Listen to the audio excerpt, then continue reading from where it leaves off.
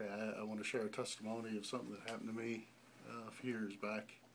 My brother and I were on a fishing trip with our dad down just south of Corsicana, Texas.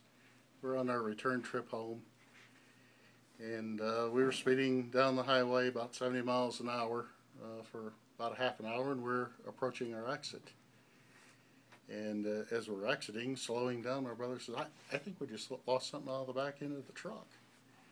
And he says, it might have been part of a cooler or something. He says, I just saw a white fly. I said, we need to go back there real quick, because there was a man, I just noticed a hitchhiker that was standing there.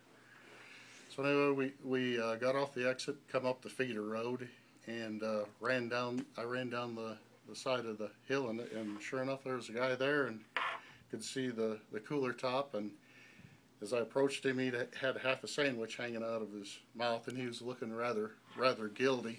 He says, I hope you don't mind if I eat this sandwich. He says, I'm very hungry. I haven't eaten in 2 days. I said, no, that's fine. I said, can you tell me what happened? He says, well, he says, like I said, I haven't eaten in 2 days. He says, I was really at the end of my rope. He says, I decided to pray. He says, Lord, sustain me one more day. He says, I opened my eyes, and that's when I saw the cooler lid flying directly at me. It didn't hit me. He says, but then a sack lunch came and fell directly at my feet.